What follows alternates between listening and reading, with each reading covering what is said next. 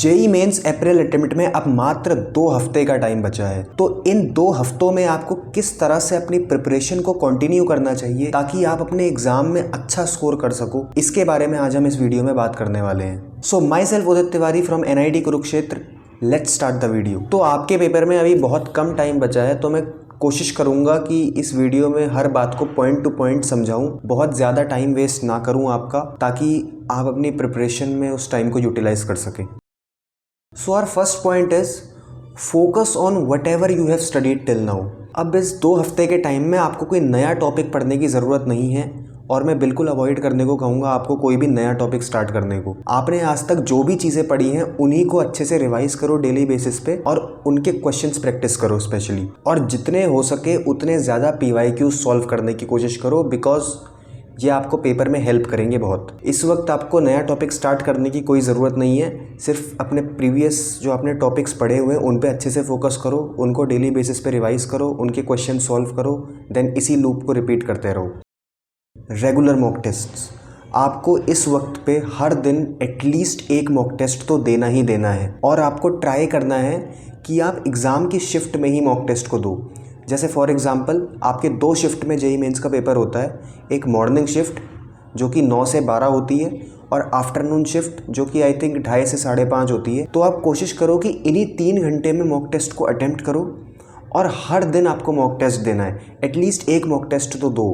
अगर आपको टाइम मिल रहा है तो आप 2 मॉक टेस्ट भी दे सकते हो, वरना एक mock test is sufficient, because आपको मॉक टेस्ट को एनालाइज भी करना है देने के बाद, तो उसका भी टाइम आपके पास बचना चाहिए। तो मेरे हिसाब से जो एक बढ़िया टेक्निक होगी मॉक टेस्ट को सॉल्व करने की, वो ये होगी कि आप एक दिन सुबह वाली शिफ्ट पे मॉक टेस्ट दो, और अगले दिन आफ्टरनून वाली शिफ्ट पे मॉक टेस्ट दो, और इसी लूप को कंटिन्यू करते रहो। और मॉक टेस्ट को एनालाइज करना मत भूलना, अपनी गलतियों को समझो, आपने कहाँ पर गलतियाँ करी हैं, कौन कौन से कॉन्सेप्ट ऐसे हैं जो आपने पढ़े थे बट उसके बाद भी आप उन सवालों को सॉल्व नहीं कर पाए।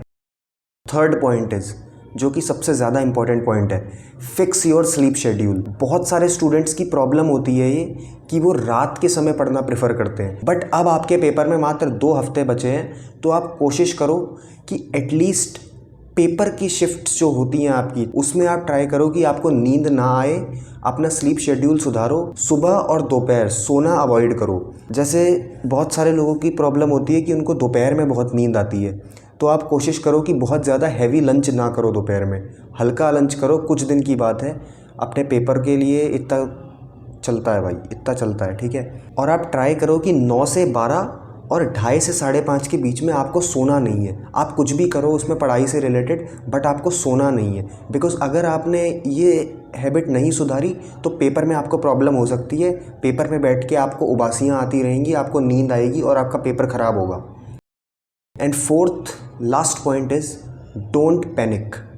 ये ऐसा टाइम है जहाँ पर एक ऐसा स्टूडेंट जिसकी प्रिपरेशन बहुत ज़्यादा अच्छी भी होगी, वो भी पैनिक करता है, वो भी स्ट्रेस में आता है, बट आपको कोशिश करनी है कि आप इस स्ट्रेस को बहुत ज़्यादा ना बढ़ने दें, ठीक है। देखो, स्ट्रेस तो होगा, आप अपने जीवन का एक बहुत ही ज़्यादा इम्पॉर्टेंट पेपर देने जा रहे हो, तो उसका स्ट्रेस होता है, बट इस स्ट्रेस को एक लिमिट तक होना है, इससे ज़्यादा हमें नहीं होने देना है, ठीक है, बिकॉज उसकी वजह से आपकी प्रिपरेशन पे इम्पैक्ट पड़ेगा, आप पढ़ाई नहीं कर पाओगे। तो दैट्स इट, आज की इस वीडियो में इतना ही था। आखिरी में बस इतना ही कहना चाहूँगा, अपनी प्रिपरेशन पे भरोसा रखो, डेली रिवीजन करो, मॉक टेस्ट दो, और PYQ सॉल्व करो। That's it.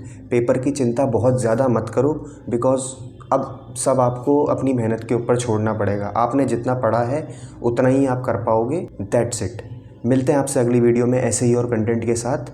All the best for your JEE exam.